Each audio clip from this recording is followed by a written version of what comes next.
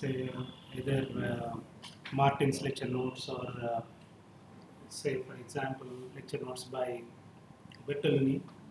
Okay, they are very fat. Bertolini's lecture notes is about 350 pages. Okay, so instead of that, I suggest just some 80, 60, 70 pages of this book is sufficient for you to get starting in service. Okay, you don't need much. It's very concise. Okay, it's a very old book, but it's very good. Don't go into two-component formalism. There are other books for two-component formalism. Just know the basics of component formalism and directly jump into superfields. Okay, directly jump into superfields. This is a very good book. So this is called Wesson-Bagger, Julius Wesson-Bagger. Okay, and you can jump once you know the superfield formalism. It is very easy to do also supergravity. Okay, it's not that difficult actually in field formalism.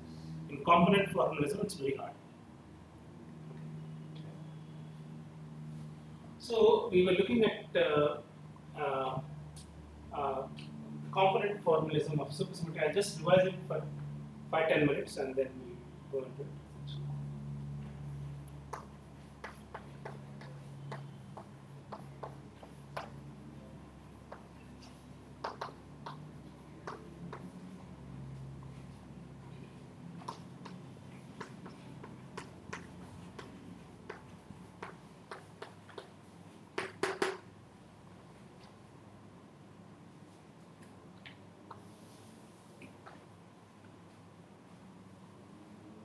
The component formalism starts by introducing two parameters, essentially very little small parameters, infinitesimal parameters corresponding to, they should, what we have seen last time is that they should be spinorial in nature. So they are Grassmann variables. Okay, they are spinorial in nature, two components spinorial in nature, which we call them as, what did we use last time? Xi and xi bar? Or we use, one second, I think I'll just check. We used epsilon, I think. Yeah.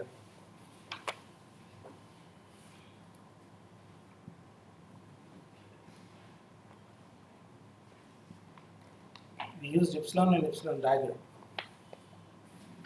So there are typical notations are theta bar. This is easier to use. Last time we once we moved to superfields, we used theta bar. Okay. So we use epsilon diagram. Okay. So these are mass dimension.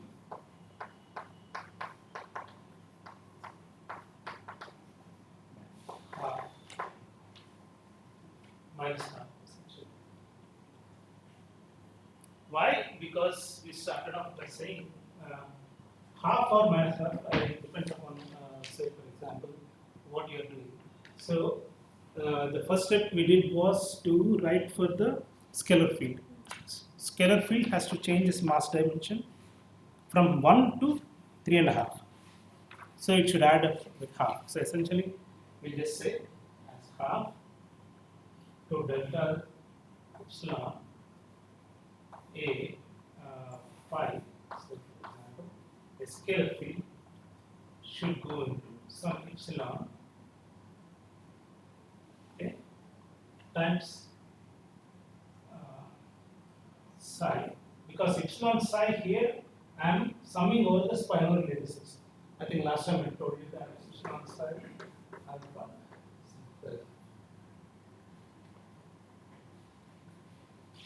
This is the first notation.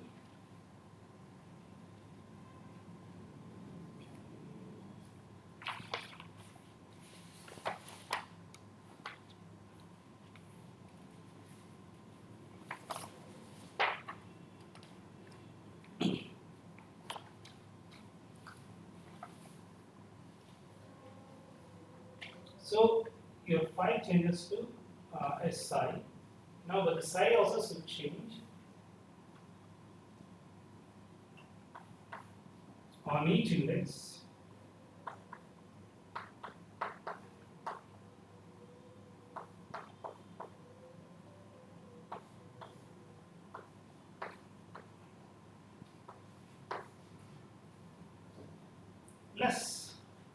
me write down already an auxiliary field here.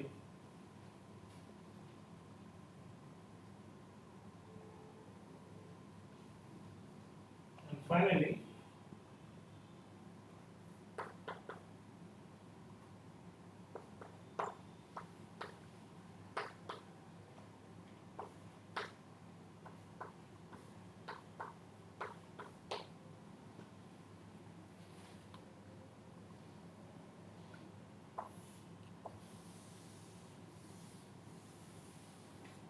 Sorry, forward. What was the motivation behind adding this auxiliary field? what was the motivation? If I don't add this auxiliary field, I just start again with my action. Okay, I start my action is equal to x Dirac. Dirac got two component formalism, no? So we just said xy plus s kg. Okay, when you write this action and I make small variation to action, this delta is essentially coming from this supersymmetric transformations. When you do that, you have delta sy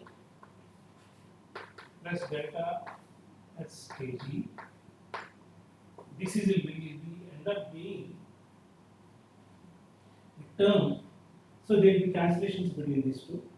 There will be cancellations between these two. Plus total derivative plus a term which will go to 0. Okay, which will go to 0 when the fields are on-shell.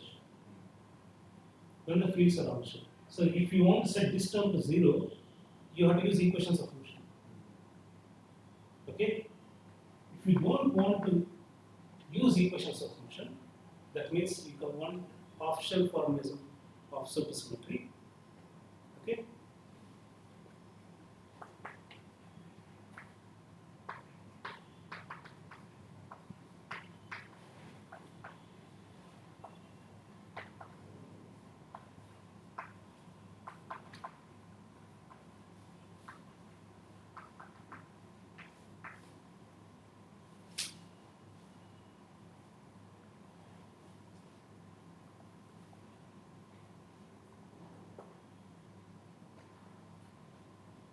There are these terms, okay? You want to, so if you keep these terms, so that's called on-shell formalism of supersymmetry. But if you don't want to keep this term, so because you want to close the algebra, okay? These terms will come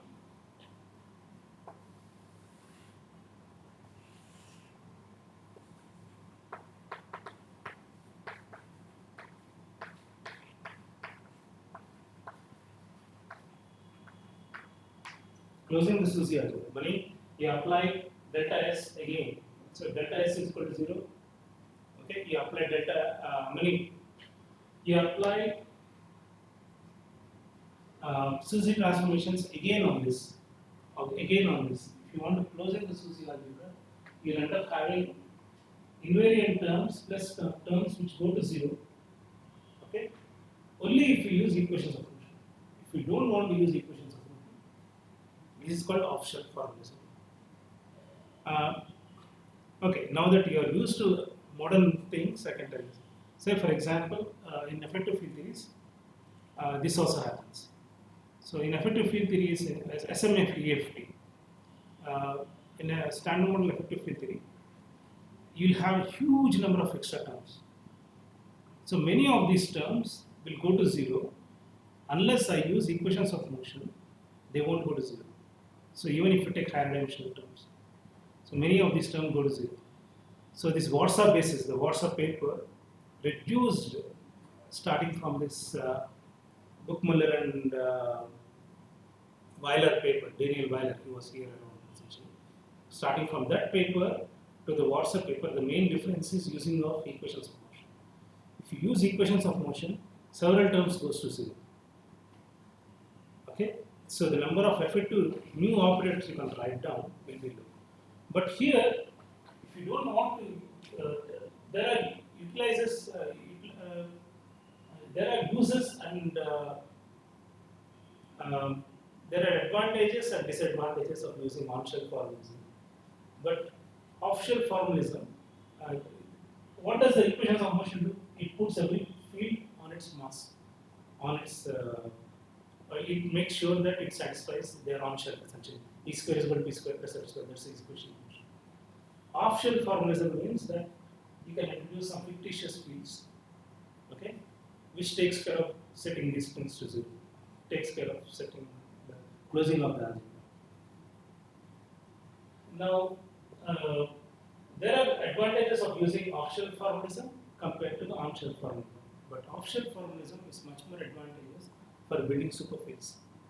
On-shelf formalism is useful, but say for example, in certain cases, okay, but not. For example, when you are doing understanding supersymmetric breaking and so on, so on-shelf formalism becomes useful. Okay, but for most of the time, off-shelf formalism is good. And let's start with off-shelf formalism. Okay, and then we will see if some need arises. We'll use off-shelf formalism, on-shelf formalism. So in off-shelf formalism, to close the algebra, we need this Auxiliary fields. So this is also called off-shelf formalism.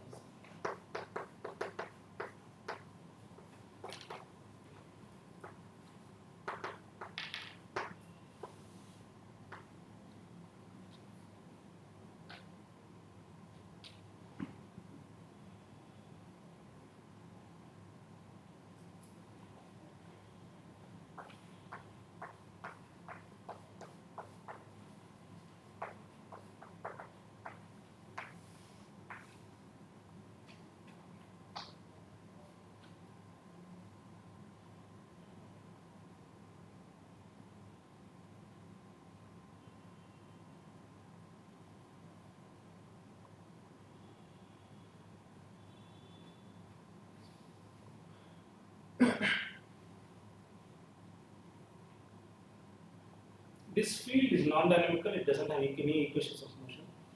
Its equations of motion are algebraic. Okay, it is just some f of x mu actually.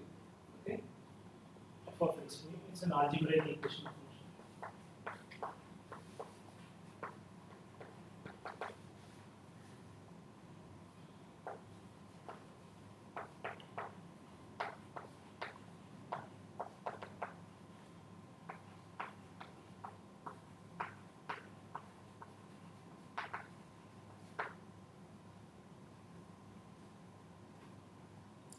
I want to introduce this field for several reasons. Okay. While you can understand supersymmetric breaking and everything in on-shelf formalism also, for supersymmetric breaking in off-shelf formalism is much easier to understand. Okay. It's much easier to understand. So, you are convinced or you have some questions? I asked. Huh? I asked. What? I'm saying I asked. You are convinced. Okay. Because you asked, that's what I am asking. Are you convinced or? Yeah. Okay. Yeah.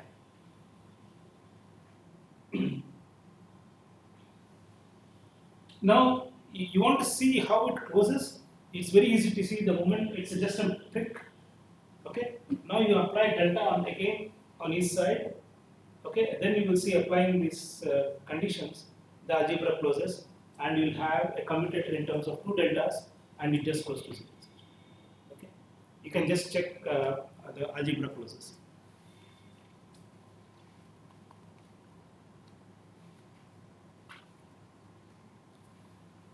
Is anybody crediting this course? I remember accepting some things actually. I didn't expect it to credit, so anybody to credit it, but if somebody is crediting, then I'll give some assignments. Otherwise, I won't give. You are crediting. I don't know how to evaluate you guys actually. I don't want to evaluate anybody actually. Okay. Okay. So you can let's just set some homework so that we can forget about two-component formalism. But the homework is check the closing of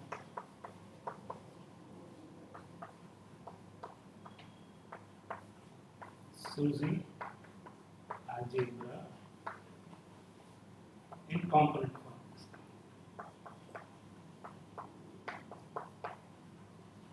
You can use any book. Okay, just some references. I'll try to put them in the teams. Just remind me. I put them in the teams. So the books written by the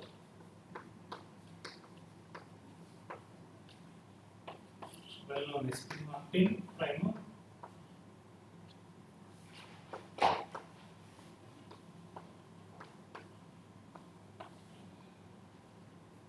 Then Bertolini. These are not published. These are very good to understand modern developments in supersymmetry. Say, for example, n is equal to model S spaces, n is equal to Suzy, cosmology related things, no? For people who are really interested in cosmology. Okay, Matteo Bertolini.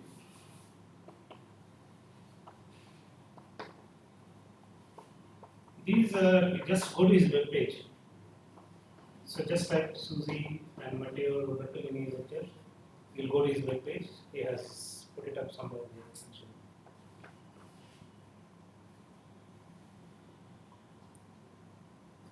And of course, Rohini's book. We are in this department, so we should. Okay. Rohini's book and Rohini's book is good in Rohini, Roy, Dries.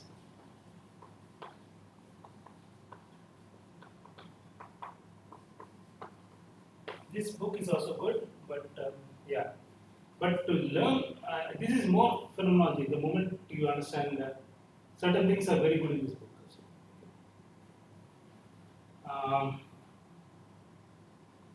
For example, Higgs sector is very good in this book, and so on. So, then for everything else, you need a separate original articles are good. Okay, for the rest of the things, I would say that try to read the original articles. There are good reviews, but it's better to read the original articles. Actually, then you can make up your own opinion. Like there is a review on supersymmetry dark matter and so on. So.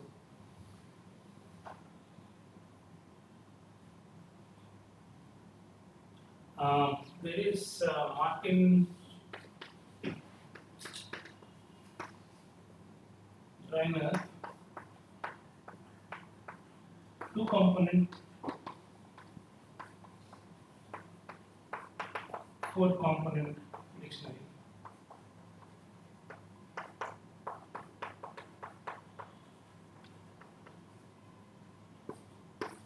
Then Palashpal, Dirac, Marona, Y, Spinors.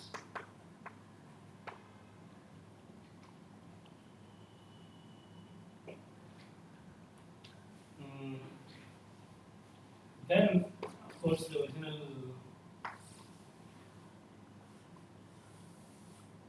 Haber and Kane.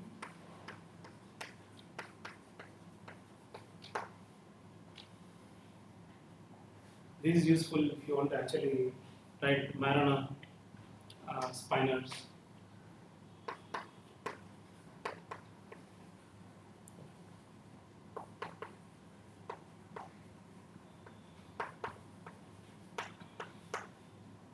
For Marona particles, if you want to write Feynman rules and so on.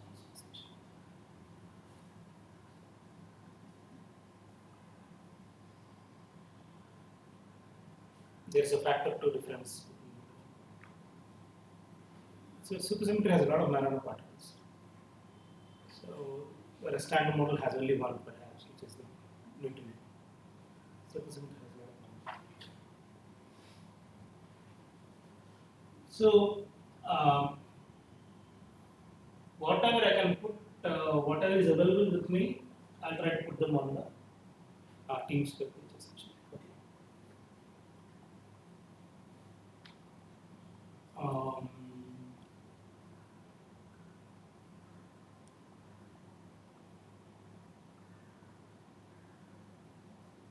okay. So this simple model, can I erase this thing?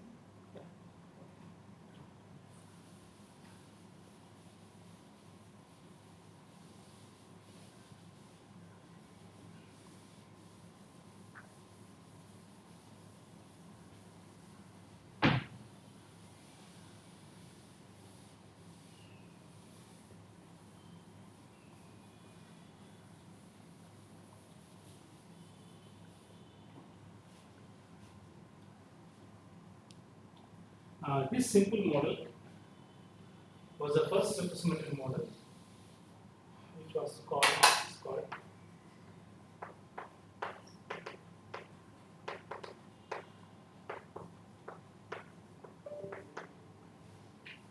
the West model. After West, Julius West and Bruno Zulu. Okay.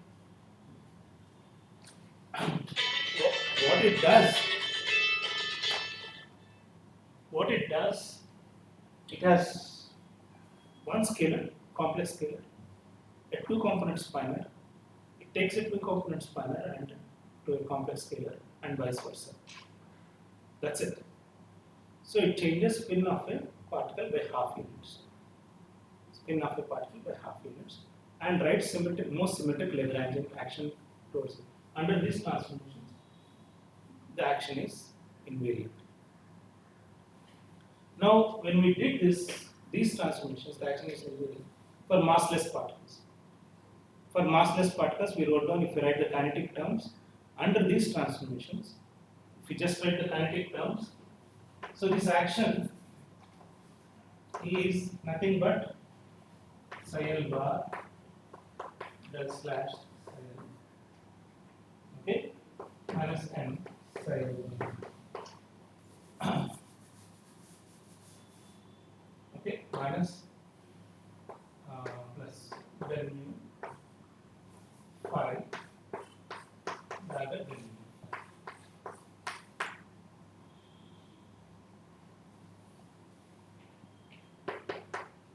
Under this transformations, this is nothing but the Weissenberg action, which is invariant under these transformations. Which is invariant under these transformations. Here it's massless. Now, if you add masses to them, supersymmetry enforces that the masses of these two should be equal. But these are two-component spinors. These are two-component spinors. For two-component spinors, how do you add mass terms?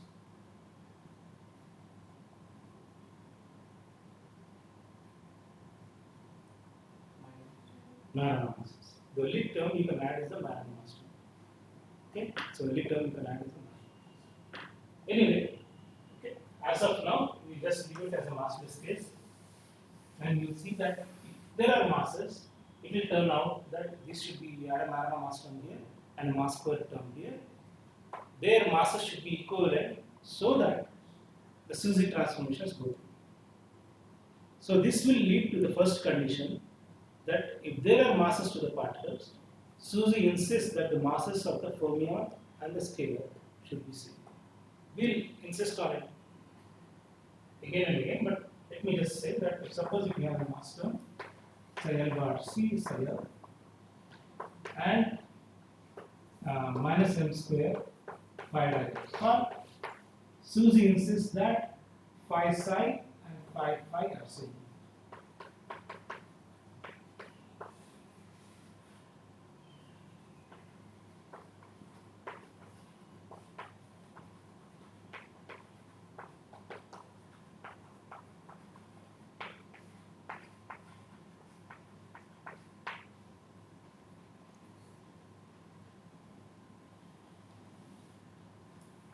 You can get it from the equations of motion in on-shell formalism also.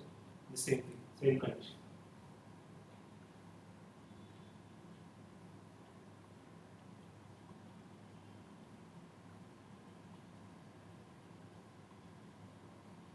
So what we are dealing with, so this is called the Westover model. So the Westover model contains a scalar, again a spin zero particle and a spin half particle, and another scalar. What does it contain? It also contains another scalar, which is the auxiliary. So these three components form a Westover model. In the official formula, these three components form a. So with these three components, this is the minimal multiplet you can construct. This is supersymmetric invariant multiplet. Okay, it's a multiplet. Multiplet, like in the sense that it's a representation of supersymmetric algebra. Okay, it's a representation of the supersymmetric algebra. It's an invariant multiplet. This multiplet contains 0, half, and another 0, which is an auxiliary field. So let me put a star here. It's not a real field essentially. Okay, yes, it's an auxiliary field. So this will construct this minimal multiplet, this SUSY multiplets, as representations of supersymmetric algebra. Okay, this is a representation of SUSY algebra. This will form the simplest multiplet you can construct, which goes under the name chiral.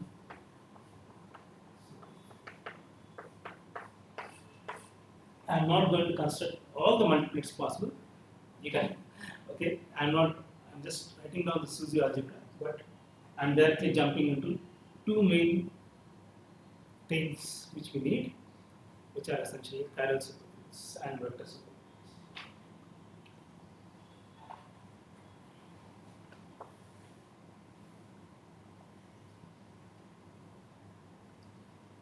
So this is a chiral superfield. So let's talk about what are superfields in the field.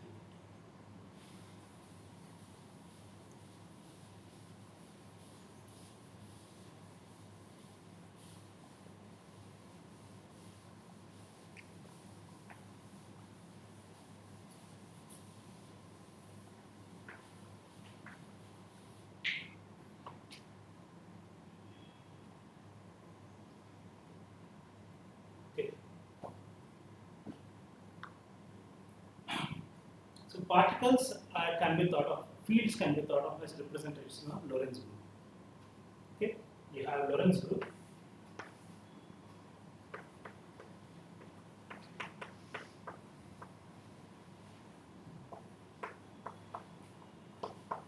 This is a complex representation. So 3. Now, if you want to build something beyond that, okay, so these are representations. Now, this will be classified into depending upon mass and spin. You can construct various fields essentially, depending upon what their masses are and what. You cannot do it actually for Lorentz group, but essentially you do it for Poincare group. Okay. So, but let's say that I know the spin is half, 1, 3/2, so on. You classify all. Supersymmetry builds on the top of this. So you have generators here. This is SU2 generators times SU2. I'm going to be okay. On the top of this, you have additional generators which move on these representations. So spins half goes to 0, 0 to half, and so spin 1. The minimal things will take change spin by half only, because the generators of supersymmetry are essentially this small parameters, dimension half, mass dimension half. So they can make, so you can write corresponding supersymmetry generators. So now Q, so now diagram.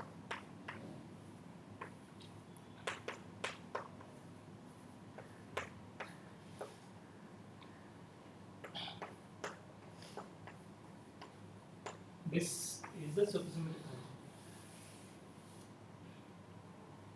Okay. All the rest of the commutators vanish.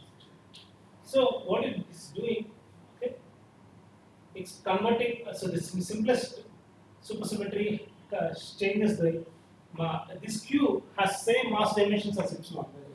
so that you can have dimension 1 here. Okay, so this has dimension 1 here.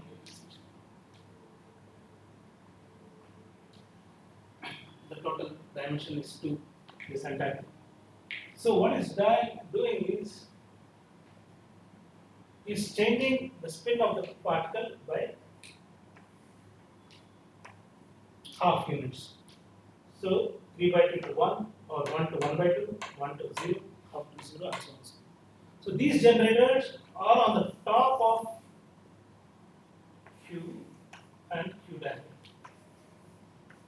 On the top of the Lorentz generators. They are on the top of the Lorentz or Poincaré generators. Okay. If it is Poincaré, you also have PV. Poincaré is Lorentz group plus PV. Nothing else. Now Poincaré group acts on what field? Normal space. So the field of that or the vector space of that operation is essentially SV. Okay, essentially SV. Acts on this.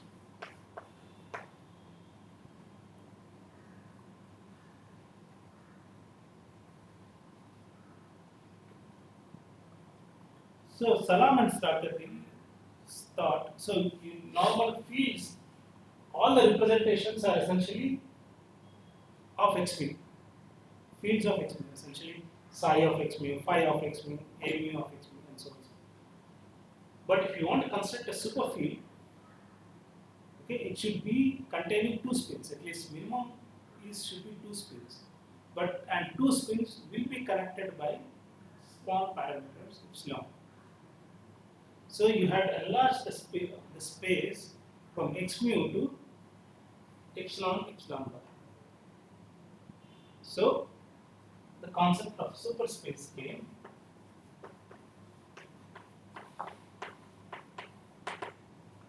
Where you take x mu, should we change the notation to theta bar? I'm more used to it actually. Theta bar. I'm sorry to change it in the last.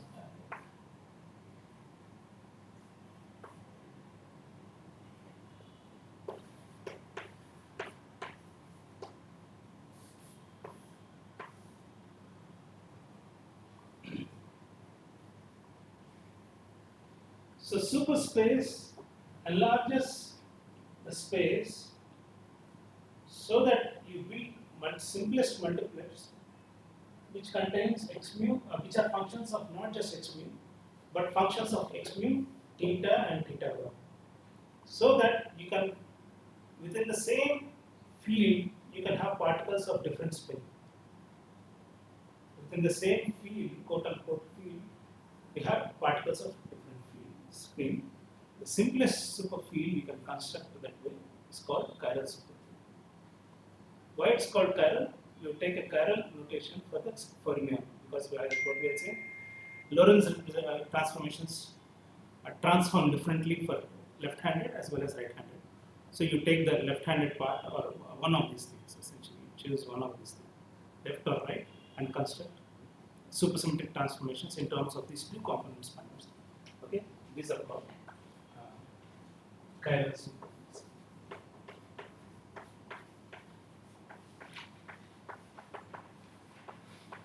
This is a construct of Salam.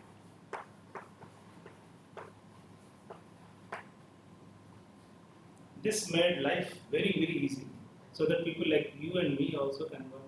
Okay, I don't say about you. You guys can work on component notation, but people like me can work on supersymmetry essentially. So, but if you are interested in component notation, by the way, there is a very good German book. I forget his name. It's a thick book which works out detailedly all the supersymmetric transformations in component notation. It does everything essentially. It's a very famous book. I forget its author's name. Okay, I'll try to get it and put it in the things essentially.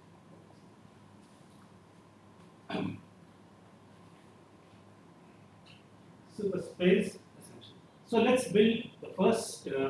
So you can write a general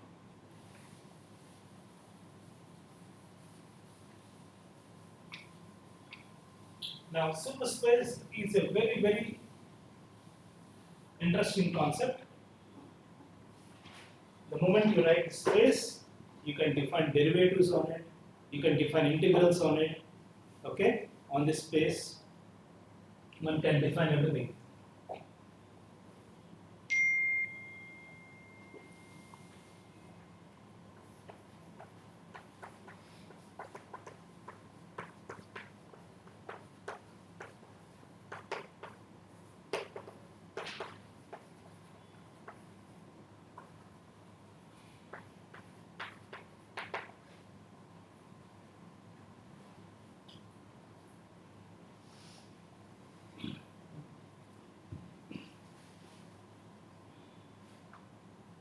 So the action in superspace would also be easier to define.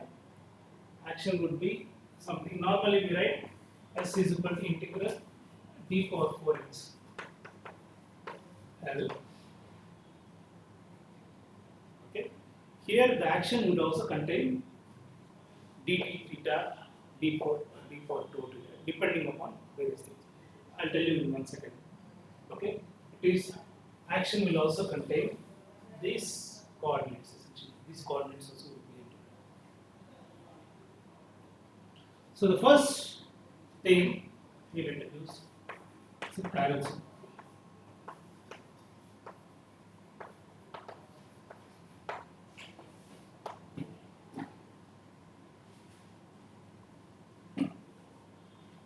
The chiral superfield essentially contains, so let me call it as implementation 5.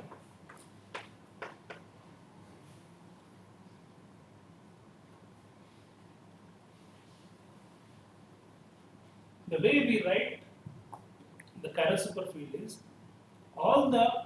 as you increase the spin of the particle, you keep adding the thetas in the expansion essentially. So the lowest with theta is equal to 0, you add just a scalar. This is your scalar field.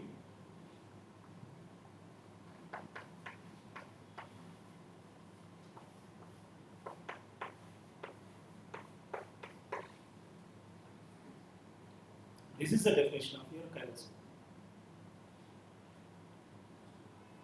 You can write a general expansion in superspace, general field expansion, and you can define what is a chiral superfield in a way essentially. Okay, but I'll not go into that. I'll just start with the definition. This is the definition of the chiral superfield. The final result I'm starting with. So now you have several questions. What happens to theta cube? What happens to theta cube? Remember your Grassmann algebra. In Grassmann algebra, what happens if you have one component Grassmann numbers? Theta square is 0. This is two component Grassmann variables. Theta cube is 0. Okay? Two component Grassmann variables. Theta cube is 0. So they go to 0. There is no further expansion you can write. Okay? Now, this is exactly like the component. Again, component, remember, except that you are not putting sigmas and everything for explicit sigma transformation. The psi comes with a single theta or a single epsilon. The f comes with two epsilons. Okay? So, the way you write the chiral superfield, okay, you are writing it like a scalar superfield. You are writing it like a scalar superfield.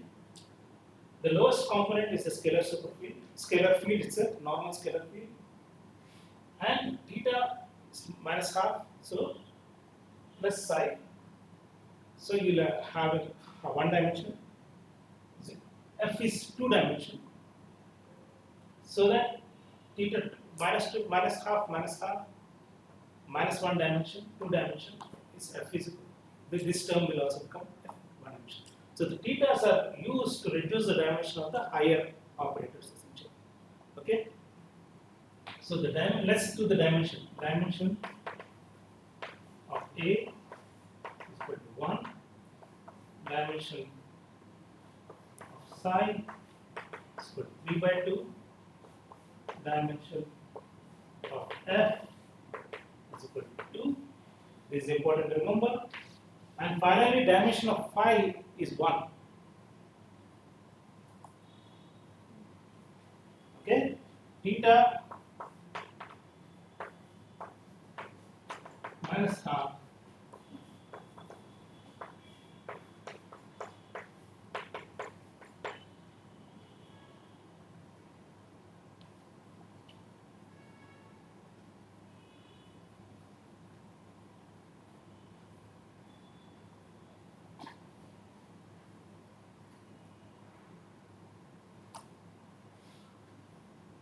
so the chiral superfield is like correspondingly like a scalar superfield of ordinary space, okay? But it also contains a spin half fermion. It also contains a spin half fermion and an auxiliary field. Okay? So, what we know is that the total derivative terms should give me supersymmetric invariant Lagrange.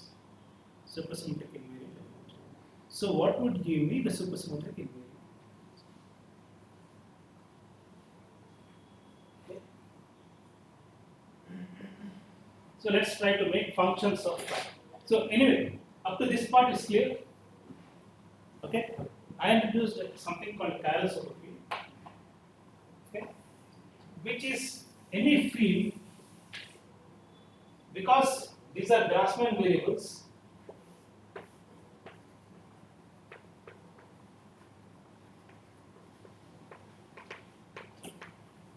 So you can write functions of this. The functions of this are restricted to be up to square in theta or square in theta bar. That's the only possibility. Now, if you just take theta or if you just take theta bar, those are called chiral superfields. You can define two types of chiral superfields, either with theta or theta bar. Okay?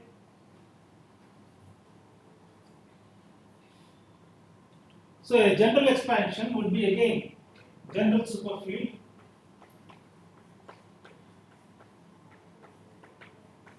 would be something like, one can write A of x mu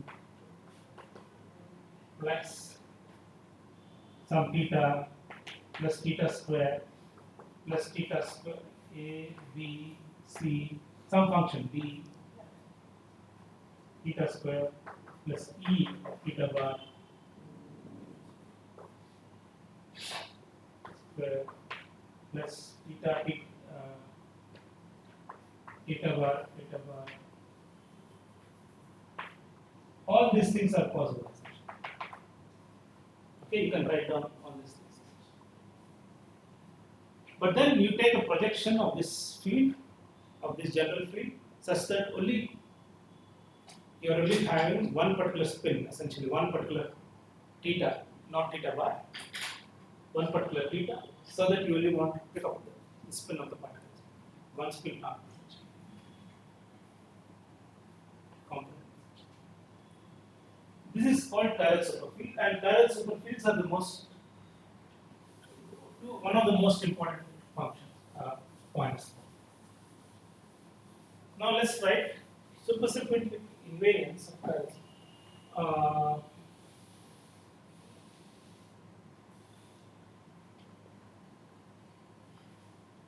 Should I introduce vector superfields? Okay, let me say. Okay, I'll introduce vector superfields and then we'll do the functions.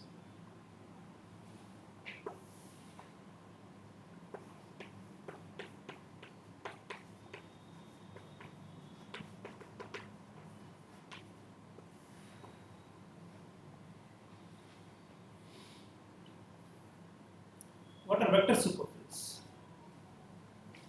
Vector superfields are function of spin 1, spin half, and 1.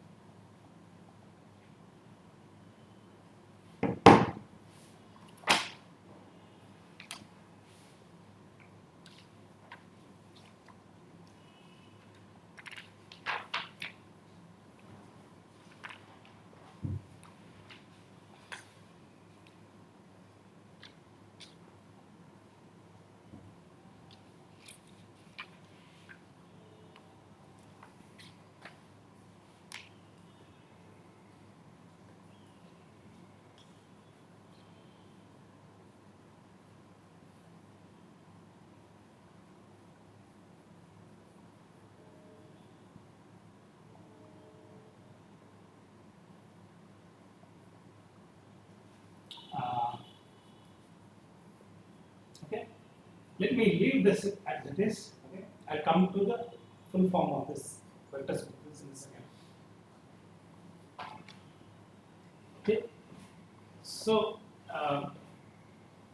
because I didn't introduce gauge interactions so far, I want to introduce supersymmetric gauge interactions first, and that's how I introduce vector superfields, because all the vectors we get is from gauge interactions, like W, Z, and so on. So the basic idea is that all the matter fields are chiral superfields, and all the gauge fields are vector superfields. Gauge fields are vector superfields. Matter fields, electron, muon, tau, okay, all of these things are chiral superfields essentially. Okay, okay. So let's write. Let's start with before writing gauge interactions essentially. What are the two invariant Lagrangians we can write? Invariant supersymmetric actions we can write. The vector superfields are called V, and they have some expansion in a particular gauge. I'll write it down essentially.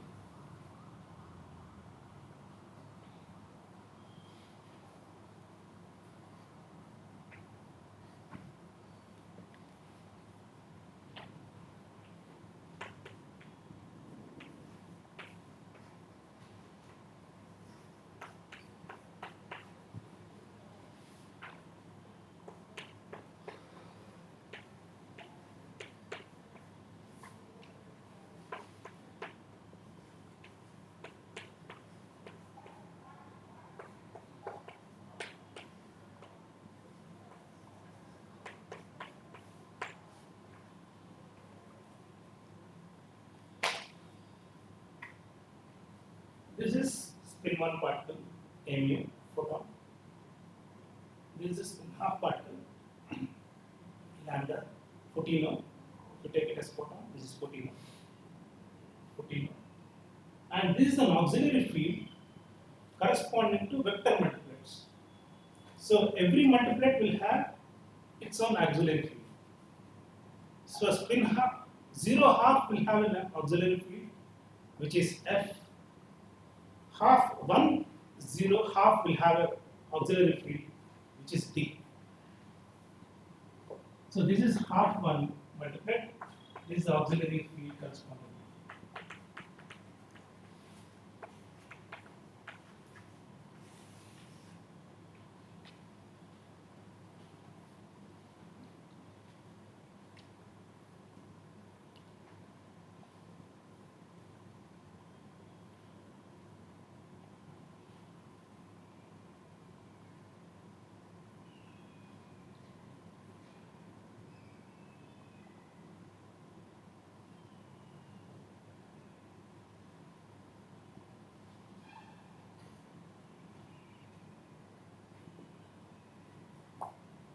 I'm okay.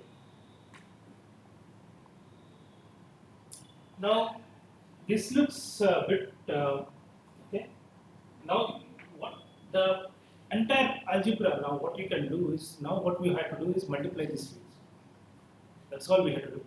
If you want to write any Lagrangian, you are multiplying fields, right? Essentially, you are multiplying fields. Now what you have to make sure at this point, essentially, it looks like you are not getting any kinetic terms for fermions in the off-shell formalism. But once you go to on-shell, this will give you to kinetic terms for fermions. Essentially, the moment you go to on-shell, once you substitute for F, you get all the kinetic terms. Essentially, okay, you don't have to worry about that. There are kinetic terms for the similar question about what about the kinetic terms and so on and so on. So we'll come to that in a second. Here the mass dimension of this vector superfield is 0 in this field. No, it's not one. So theta is half. Right. So minus half. Minus 1 and mu is 1. Right, it's D0, sorry, I'm sorry.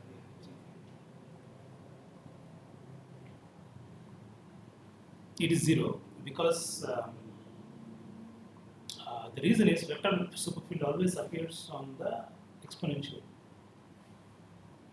Okay, it doesn't appear individually. D has dimension 2, right? D has dimension 2, say. Yeah. Yeah. Sorry, it's correct. What you said is correct. That it has dimension 0. So what we need are functions of superfields to write Lagrangian. So what we need are supersymmetric invariant functions. Supersymmetric invariant functions. So what you should remember is this formula and this formula. Remember these two formula and how to write invariant. Okay, Lagrangians or functions of superfields. It will take care of everything. These formulas, I think what you have to do essentially again, to start with a space theta bar. Okay, and generally write down the most general formula, or you can write. These are Grassmann variables, two-component Grassmann variables. So you start, and because they are Grassmann variables, any function you write it down. Write down the most general function you can write down on this Grassmann. Okay. So most general Grassmann functions with two Grassmann parameters would be, so starting with 0 essentially. So some a of x plus b of theta. So expand it. C of theta square. It cannot go beyond theta square. Theta cube is 0. Okay. C of theta bar, d of theta bar square, e of theta bar, so on. So this is the most general form. Now, like I said, you can define derivatives on this. These derivatives would be a combination of theta derivatives as well as normal derivatives. Okay? When you do that, you ask the question, I want to have only a subset chiral superfields essentially are functions, they're functions of theta only. So if I ask the question, I only want functions of theta. What is the most? So I integrate out theta bar. Because these are Grassmann variables, the derivative is equal to integral. If you remember your Grassmann algebra, the derivative is equal to integral, right? Essentially. Okay? So, so it is equal to remove all the theta bar terms, essentially, the derivative. So you will end up only with theta square terms. This is your chiral superfield. You can define anti-chiral superfields in similar fashion. Theta bar square, theta bar. Okay? And then you can define vector superfields. Okay? In a similar fashion. But because the reason why you want vector superfields, because you want spin half and spin 1. So you need at least two components of theta sitting here. And the other reason is that dimensionally they sit in the exponential. They should be dimension 0. Okay. So with all these conditions, you can derive this. Vector superfields. These vector superfields generally has a bigger form, but this shortened form is something called the Wess-Zumino gauge. Okay.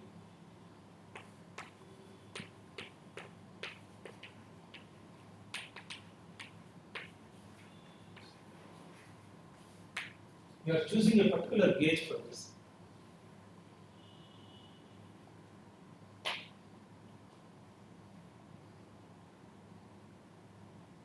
So it's not arbitrary. It's completely determined for you. It's not arbitrary, okay, I thought today very nicely, a nice formula, I thought of a formula. No, it's not like that. Okay, you're not thinking of a formula. It is completely sort of, the symmetry is so strong that everything is fixed for you. In supersymmetry, actually, most of the things are fixed for you.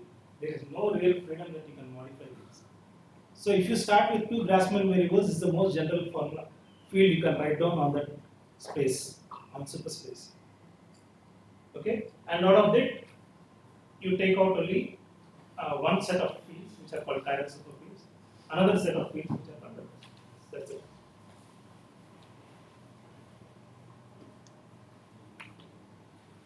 Maybe I can do this exercise actually at some point. The supersymmetric derivatives are there.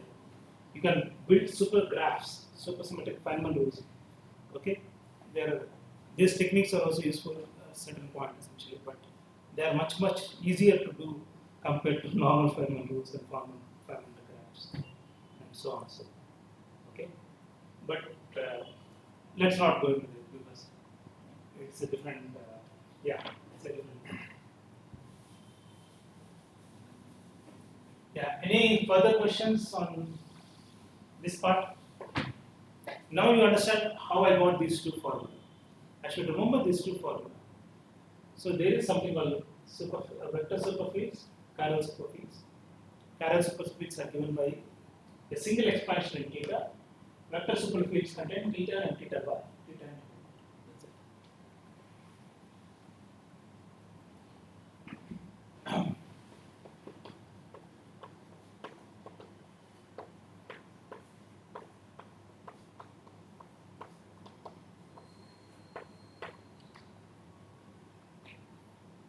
Now, we can write functions of superfields just as there are three main functions of superfields you can write. Okay.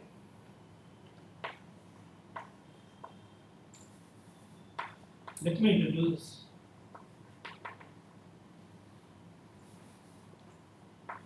them. One is called superpotential. Another is called scalar potential.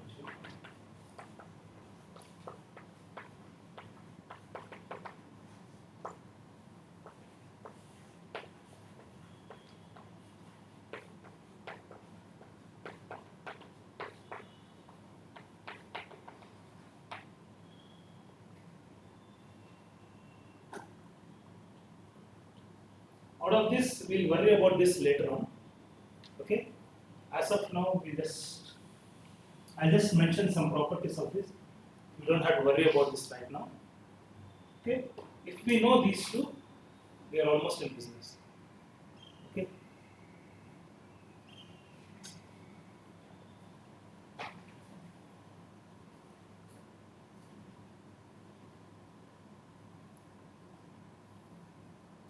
These are the only supersymmetric invariant functions you can write. These are the only functions you can write which are supersymmetric invariant. There is no other function you can write. These are SUSY invariant functions of superfields. So now you see how easy our life is made in the superfield notation. You can write easily supersymmetric invariant Lagrangians without the hard work of checking every time whether this Lagrangian is supersymmetric invariant or not. Okay, the moment you write it in terms of superfield, if you find out what is superpotential is, what is scalar potential is, you are done. You have the SUSY invariant Lagrangians. Okay, the superpotential is a function of d2 theta. It is a holomorphic function. You must have heard this word holomorphic a lot of times. Holomorphic as in complex analysis.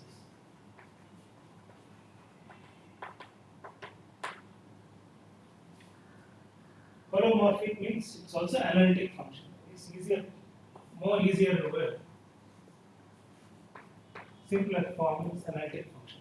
That means it's just a function of z or z star. Okay? Of z or of z star.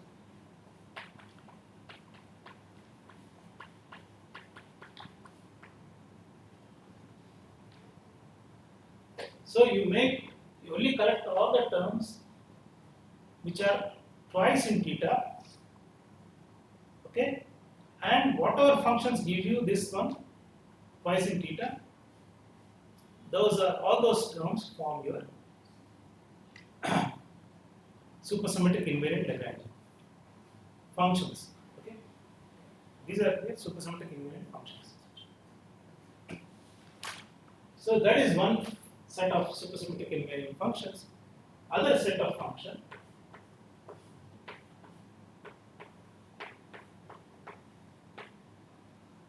which is d4 theta, 4 powers, 2 powers of theta, 2 powers of theta 1. Sometimes this is also called theta 1, theta power 4, d power 4 theta.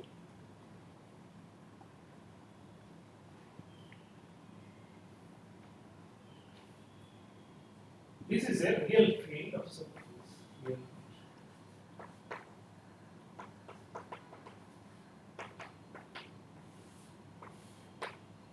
This is a complex function of superfields. This is real essentially.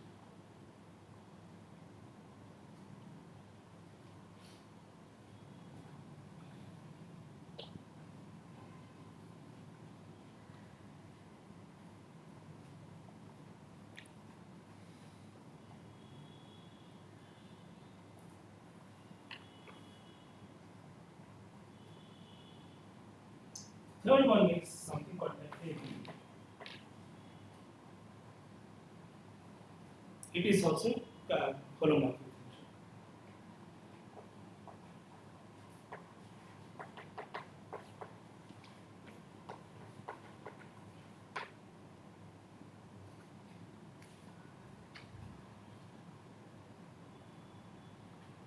For most of our practical purposes, without even introducing this function, we'll finish our course because unless we do supergravity, okay, and some non-minimal models, we won't expand.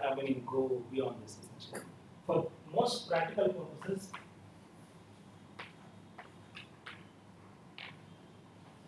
see delta U. We will take to be unity. Okay, we'll see examples of it later on. Actually, it's also an analytic function, so it can also be complex.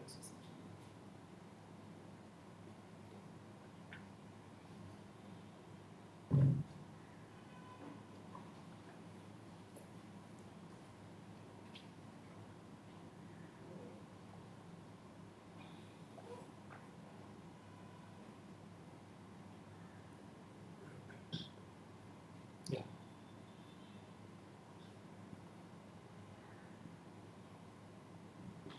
No, I have given you all the tools if you want. Okay, all the tools. Okay. Now let's just build on this.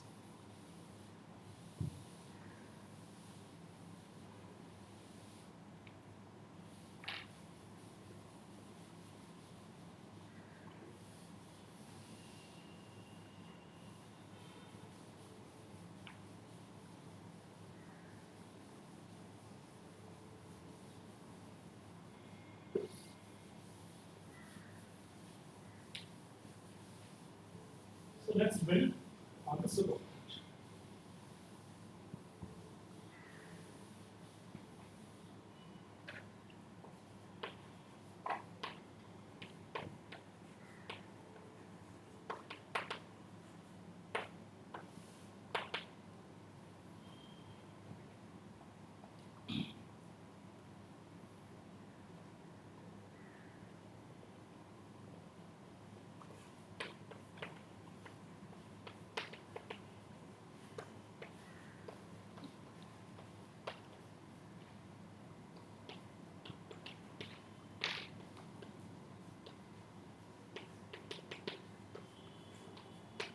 Just take chiral superfields only. Okay, vector superfields will not enter. Vector superfields contain theta and theta bar together, so they won't enter. Okay, it is a function of only chiral superfields. Okay, so the most general W, you can think that it can be some A phi plus B phi square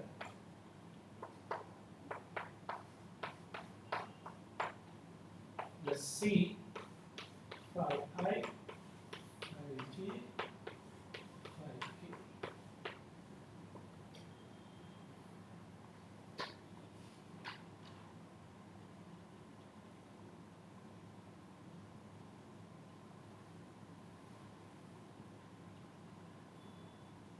Why did I stop at dimension 3?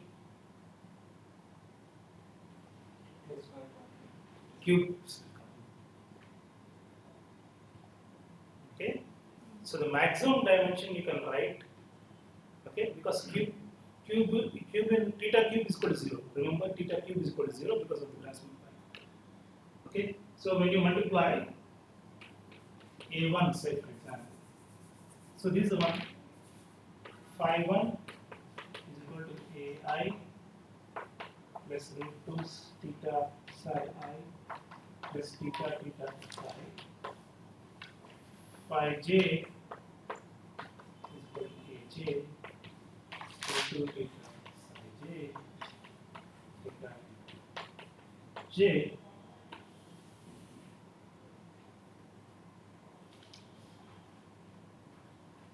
This times this gives me theta cube, that is 0.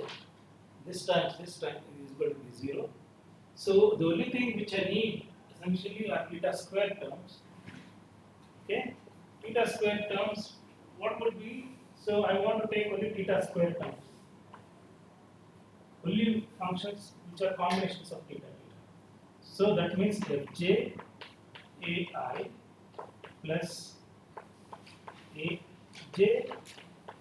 fi plus 2 theta theta psi I psi j. Is there any other term which I missed?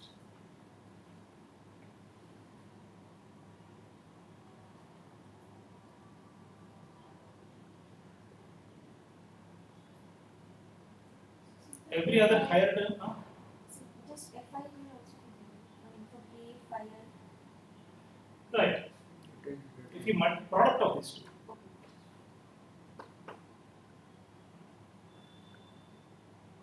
So I'm talking about this term, sorry. Okay. So B term, this is the only thing possible. Now if I take this product and multiply with theta cube, okay, I will only get all the terms which are, say, take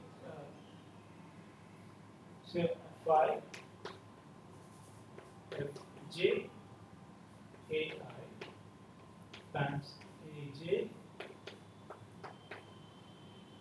f5 plus 2 theta theta psi I psi j times again another, I'll take another psi k, okay, ak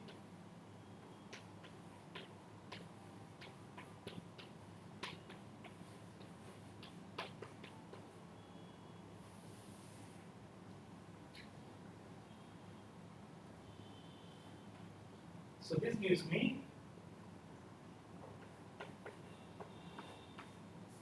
sorry, this one will be there.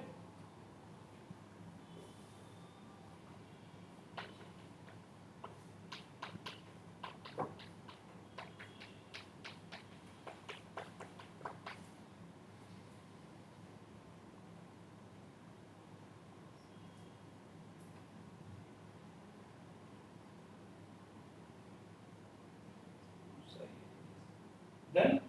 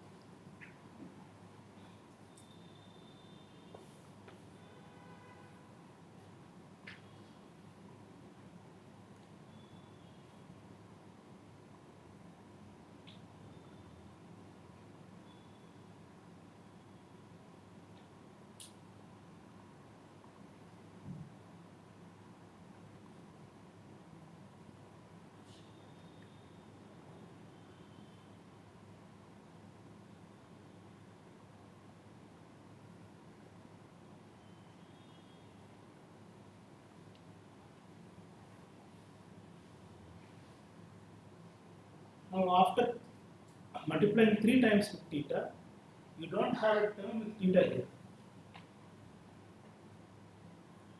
So if you multiply with another fresh field, with psi I, there won't be anything.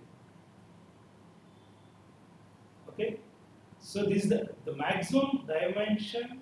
So of super potential is dimension 3. The maximum dimension of super potential is always dimension, as you have rightly pointed out, is only dimension 3.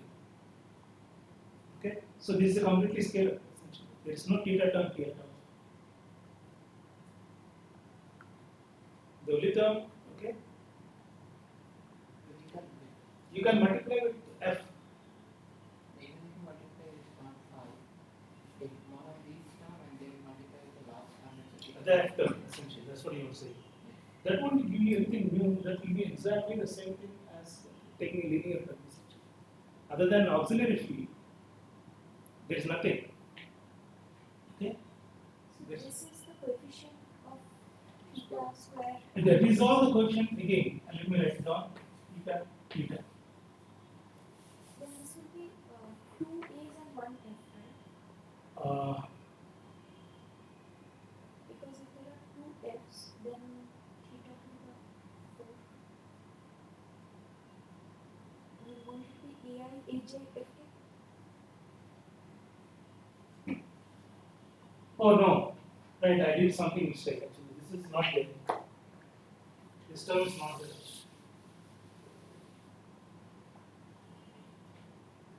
You cannot directly multiply like this. Okay? The only term you should get is the Ikawa terms. The only term you should get is the Ikawa terms. These are the only things which are possible if you are multiplying this. Okay, let me multiply it directly explicitly. The first term multiplied with the AJ into theta psi j. You should not write it like that actually. You make a mistake. I was also wondering what I am doing. Psi I, theta F5. So if you take theta terms, so this will be, yes, you are right.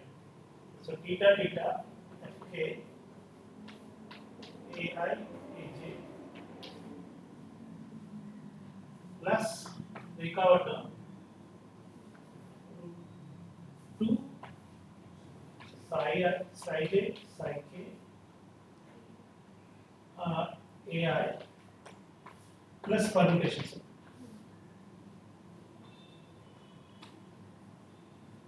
So this is the only, yeah, sorry, this is there in my notes and lecture notes.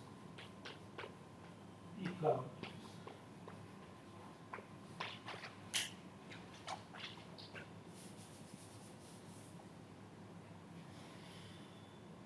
So now if we have another Let's write one more.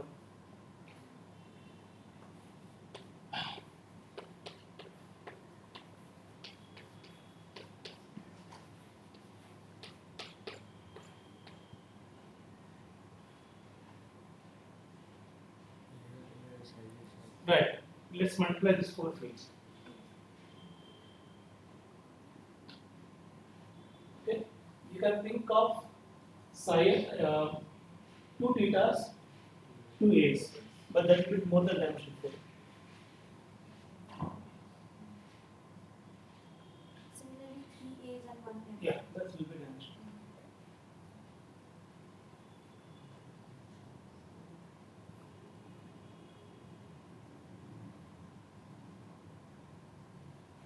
Okay, I should. This q theta, all this is in 4 dimensions, by the way.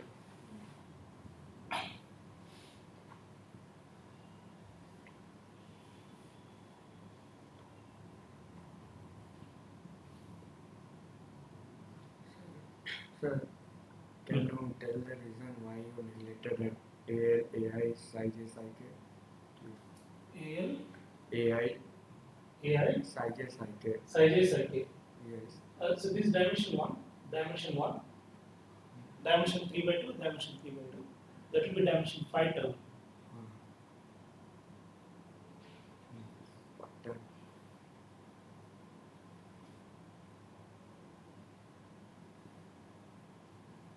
Theta, same dimension 5 term.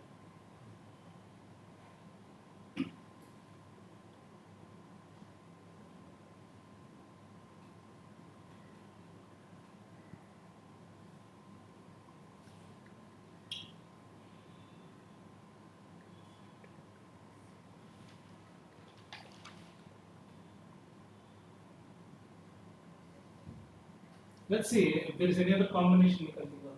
So, with one F, you need 3 A's minimum. So that makes it again dimension 5. Or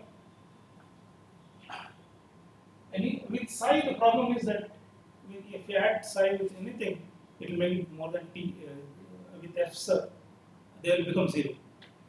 The moment it touches F, psi and F will always become 0 because it's theta q. Okay. So there is no other chance. So if you are restricting, restricting to less than dimension 4 operators, the maximum dimension your superpotential can have, plus that you are satisfying Grassmann algebra easily dimension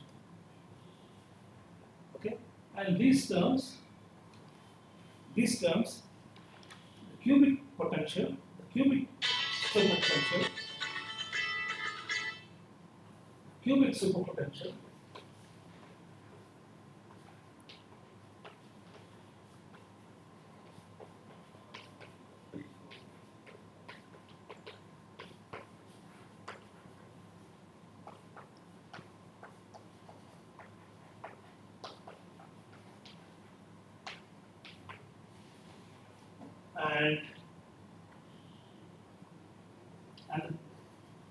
and the quadratic superpotential gives you fermion mass terms.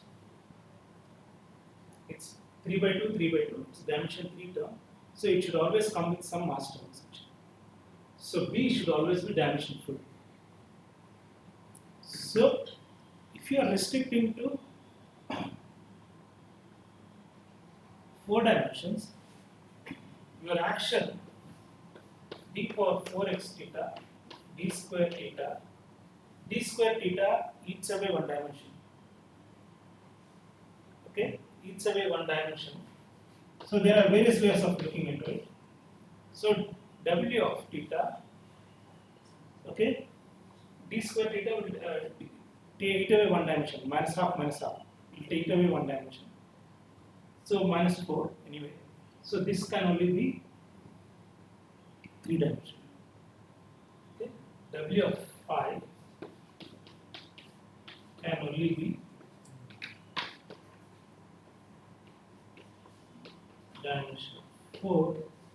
dimension 3 in 4 dimensions.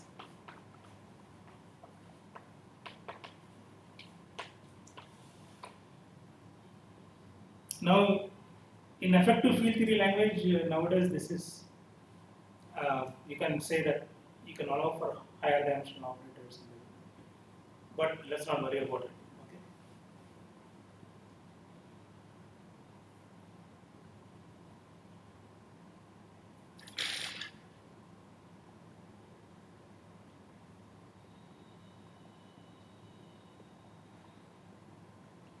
Okay.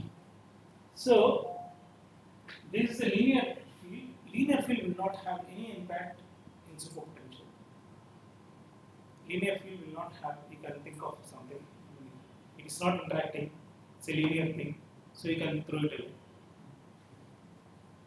Quadratic term in the superpotential can give mass terms to the fermions, not to the scalars, to the fermions, but scalars also will get the same mass term, we'll see it later. Okay? Quadratic term gives mass to the fermions.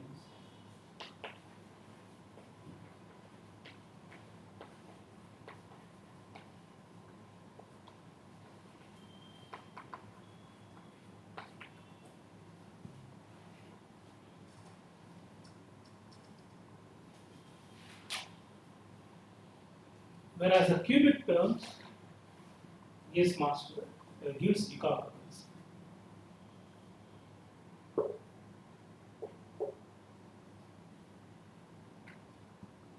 Okay.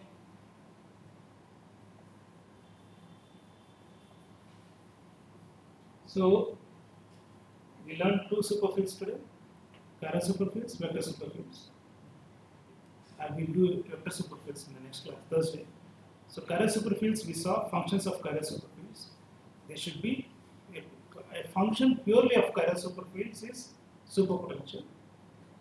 It's holomorphic or analytic only in chiral superfields. The total Lagrangian,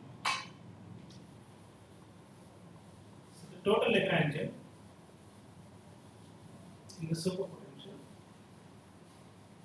will contain both, you can have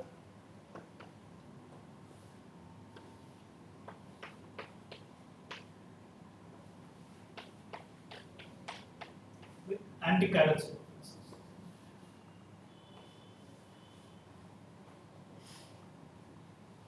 But it should be holomorphic. That's the main thing. Supersymmetric invariant Lagrangian should be holomorphic. And because, okay, what we have seen is that, okay, one argument is that, one type of argument is that because theta has -1 dimension, it eats away one of the possible dimensions you can have in 4 dimensions. So the maximum dimension you can have for W is 3, dimension 3. And when you do multiply these fields, essentially, the quadratic term in the superfield gives you mass terms for the fermions, and the cubic term in the superfield gives you the Ecout terms.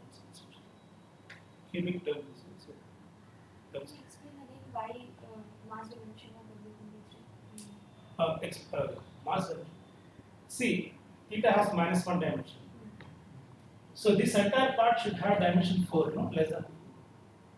Because the action is dimension, this 4 -4 gives you here. So this should be dimension 4. W has the same, chiral superfields have dimension 1. Okay? And this should be of the form A phi square phi cube. Right? So if d2 theta, the supersymmetric invariant Lagrangian will eat away 1 dimension.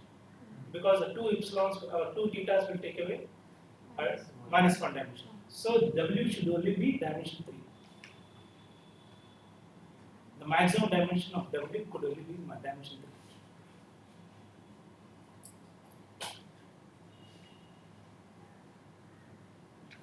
Sir, what is dimensions? What do you mean by dimensions of W5? W. No, this is dimension 1. This is dimension 1 already. This is dimension 3. So total is dimension 4. Theta is dimension -1/2, right? -1/2. But d2 theta will have dimension +1/2. So essentially that's the reason why we have. Yes. Yeah, you have some question. No, you just cleared it. You have cleared it. Okay. Lucky me.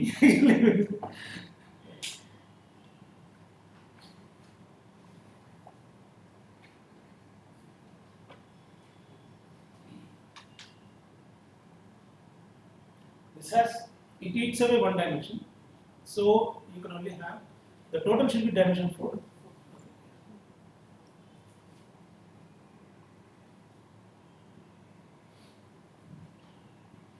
Yeah, if it is not, it's simple theta, as you have said, then it should be dimension 5. It should increase other way around, but it goes in the opposite direction, so that's the reason why we have restricted to dimension 4, 3.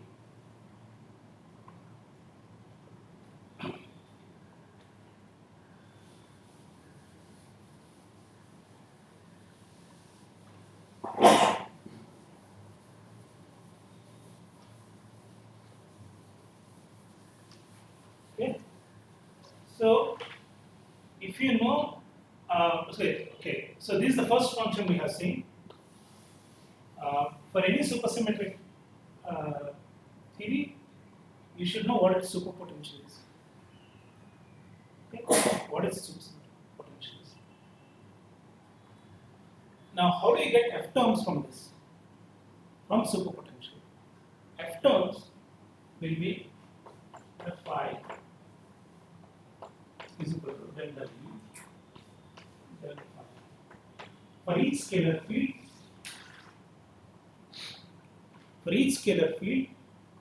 you get an F term corresponding to its scalar. So, in addition to this Lagrangian, there is also an additional Lagrangian which is also invariant V of phi at phi star. So this plus this is the total supersymmetric Lagrangian.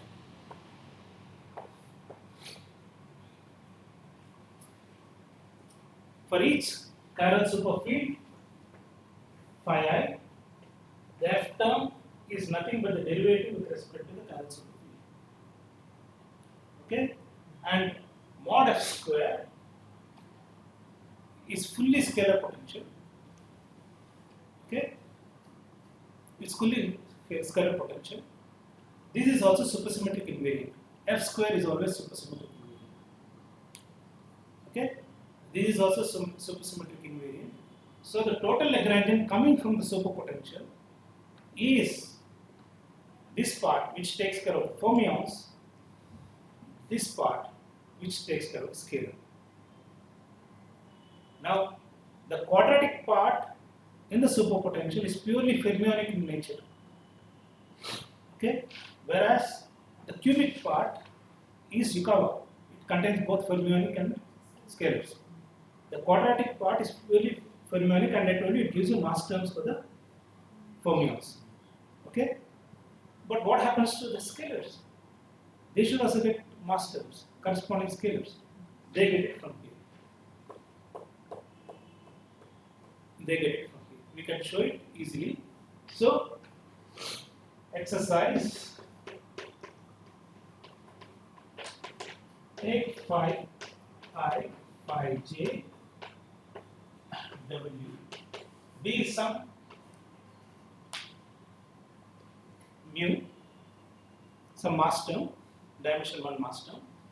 So you derive, okay, F, okay, what exercise? I'm being okay, it is a 2-minute job. Okay, then phi I, okay, gives me mu phi j, okay, and F j is equal to mu phi I, and the fermions we know get a mass term mu psi I psi j, and the scalars will get a term mu square phi x square phi j square. So we proved that the supersymmetric part, they give you same mass for the fermions and the scalars. Okay, the moment you write in its superpotential, the same mass appears for the fermions as well as scalars.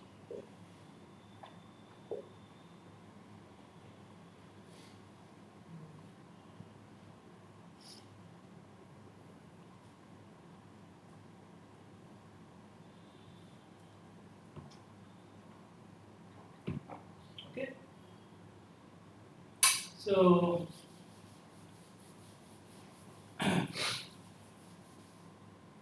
this is the total supersymmetric invariant action from the superpotential. So without gauge interactions, you can live completely with superpotential.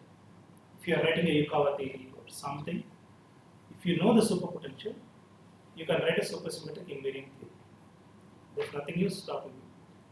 If you want gauge interactions, we need to put in some extra effort. Up to here, everybody can write a Yukawa interaction. Okay. So in the next class, we'll do vector potential, vector theory, and supersymmetric fluidity. Okay. Now that I have started with the idea of exercise, because some of you are predicting. Okay. Supersymmetrize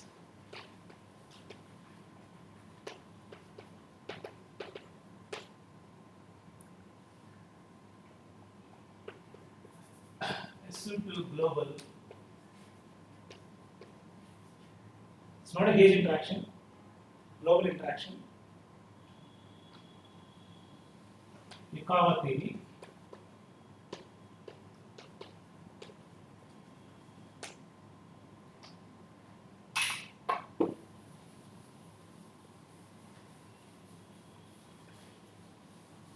Write out this one. Take 1 week, but this is something which you have done in a quarter physics course or QM3 course or something. I'm just expanding it essentially. Because theory, we know this theory, right? This theory is essentially that we have doublets, neutron and proton, and you can write a Yukawa theory with phi, essentially, or phi capital, phi plus phi 0, phi. Write an invariant Lagrangian of this one. It's a Yukawa interaction. And now try to supersymmetrize it. Slightly complicated, but try it. I don't think you'll find it in literature. I don't know. But try it. If you find it, I'll be very happy to see. Okay. It's a global theory. Okay. Only thing is you have to write superfields in doublets.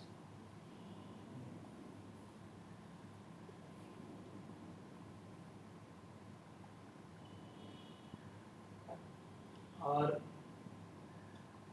maybe I'll give the. No, this is too tough.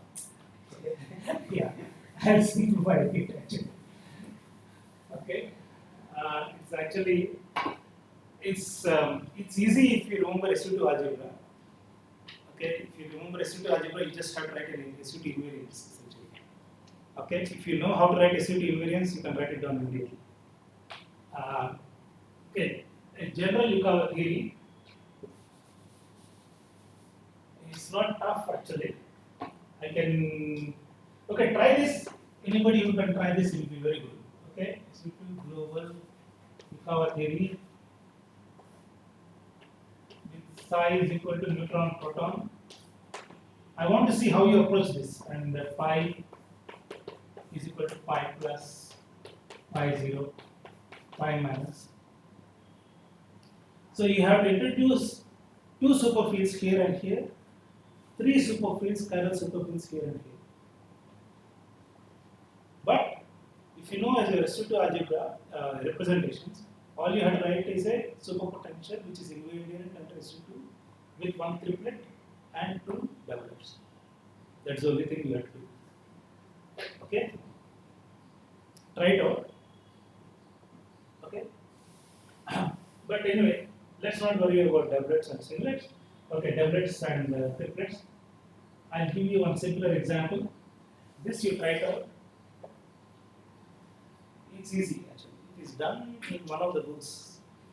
I think not supersymmetric version, but non-supersymmetric version you can see it in one of the physics books, technically, or one of these things. Yukawa, in books which have Yukawa theory. The other thing, I'll give you one more exercise. I thought it's not that difficult. You can do it. Okay. Let's just do a simple Yukawa theory.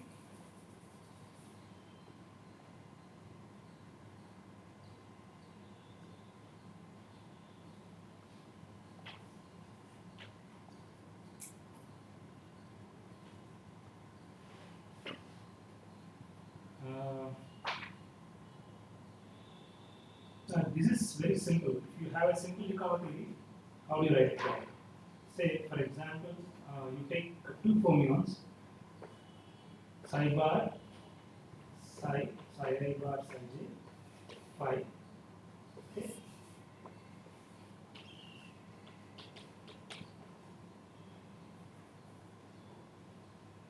You have an interaction like this. How do you write it down? Okay. Simple Yukawa theory. This is very easy to do. It's 1 minute job. This is something which is good. Try it out. Write down first of all non-supersymmetric version of this. This you must have done in your courses, right? In nuclear particle physics or in QM3 or something you must have done. I don't know. The new generation doesn't have QM3, but the old generation has QM3. So you must have done it. Okay. Now just supersymmetrize it. It's good. If you don't do it, I'll do it in the class.